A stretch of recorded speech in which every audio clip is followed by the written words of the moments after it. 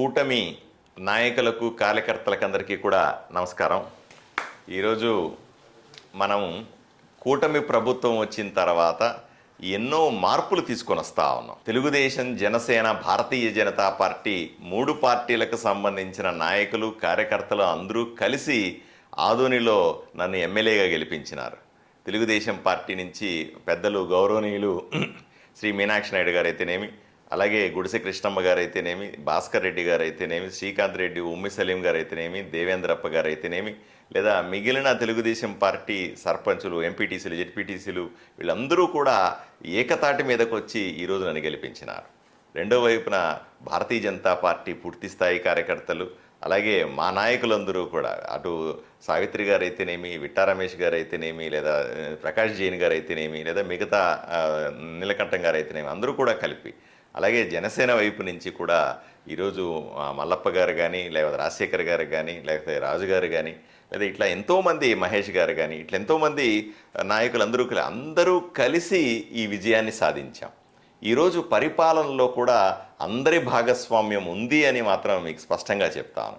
నన్ను గెలిపించినటువంటి తెలుగుదేశం, జనసేన, భారతీయ జనతా పార్టీ కార్యకర్తలకు అందరికీ కూడా పేరు పేరున ఎప్పుడు ధన్యవాదాలు తెలుపుకుంటున్నాను, ఎప్పుడు రుణపడే ఉంటానన్న విషయాన్ని మీకు తెలియజేస్తాను.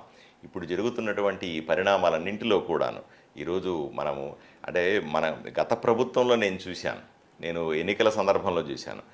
స్కూల్కి వెళ్ళినప్పుడంతా కూడా సరైన భోజనం పిల్లలకి పెట్టేవాళ్ళు కాదు, కనీసపు వసతులు పిల్లలకి ఇచ్చేవాళ్ళు కాదు, పిల్లలకు పెట్టే భోజనంలో నాణ్యత లేకుండా, పిల్లలకు ఇచ్చేటువంటి వసతుల్లో నాణ్యత లేకుండా, మెనూ ప్రకారంగా చేయాల్సిన, వాళ్ళకు అందించాల్సినటువంటి నాణ్యమైనటువంటి ఆహారాన్ని అందివ్వడంలో ఎన్నో లోపాలు కనివి. వీటిలన్నింటినీ సరిచేయాల్సిన అవసరం ఉందని నారా చంద్రబాబు నాయుడు గారు కానీ, అలాగే పవన్ కళ్యాణ్ గారు కానీ నిరంతరం మాకు చెప్తూనే ఉన్నారు. అసెంబ్లీ సందర్భంలో కూడా ఈ విషయం ప్రస్తావన.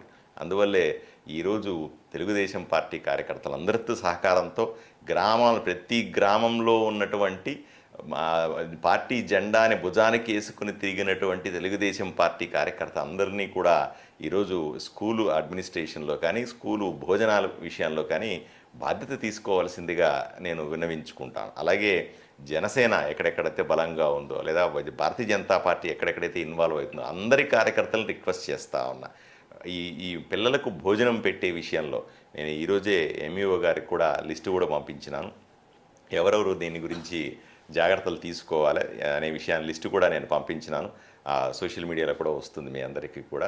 దయచేసి అందరి నాయకుల ఆశీస్సులతో, తెలుగుదేశం, జనసేన, భారతీయ జనతా పార్టీ 3 పార్టీల నాయకుల ఆశీస్సులతో తప్పనిసరిగా పిల్లలకు పెట్టేటువంటి మధ్యాహ్న భోజనాన్ని మరింత నాణ్యతతో, మరింత ఖచ్చితంగా ఆ సరైన మెనూతో అందించాలనే లక్ష్యాన్ని నెరవేరుతామని వంతకొనసి నేను భావిస్తూ ఉన్నాను. చాలామంది అంటూ ఉన్నారు, ఏమంటే ఈ పార్టీల్లో అందరూ కూడా వైఎస్ఆర్సీపీ పార్టీ వాళ్ళు చేరుతూ ఉన్నారనే భావన కూడా కొంతమంది చెప్తా ఉన్నారు. సహజమే, పార్టీలు అన్న తర్వాత వైఎస్ఆర్సీపీ పార్టీ నుంచి కొంతమంది తెలుగుదేశంలో చేరుతారు, కొంతమంది భారతీయ జనతా పార్టీలో చేరుతారు, కొందరు జనసేన పార్టీలో చేరుతారు. సహజంగానే జరిగే అంశమే. కానీ నేను మళ్ళీ గట్టిగా మీకు అందరికీ చెప్పేది ఏమిటంటే, పార్టీ జెండాను భుజాన వేసుకుని ఎలక్షన్ల సమయంలో నా గెలుపు కోసం కష్టపడినటువంటి తెలుగుదేశం, జనసేన, భారతీయ జనతా పార్టీ కార్యకర్తలు, అదేవిధంగా నన్ను పూర్తి స్థాయిలో ప్రజల్లోకి తీసుకెళ్ళినటువంటి గ్రామీణ స్థాయి నుంచి పెద్దలైనటువంటి నాయకులందరికీ అత్యధిక ప్రాధాన్యత, వారికి మాత్రమే ప్రాధాన్యత ఇస్తానన్న విషయాన్ని మీకు అందరికీ ఈ సందర్భంగా తెలియజేస్తూ, కార్యకర్తలందరూ కూడా ధైర్యంగా ఉండండి, కార్యకర్తలందరూ కూడా సమయం పాటించండి, కార్యకర్తలందరూ కూడా మన ప్రభుత్వంలో ప్రజలకు ఇవ్వాల్సినటువంటి మంచి పథకాలన్నింటినీ కూడా నిక్కచ్చిగా, ఎటువంటి అవినీతికి తావు లేకుండా నిక్కచ్చిగా అందించాలని మీకు అందరికీ విజ్ఞప్తి చేస్తా ఉన్నాను.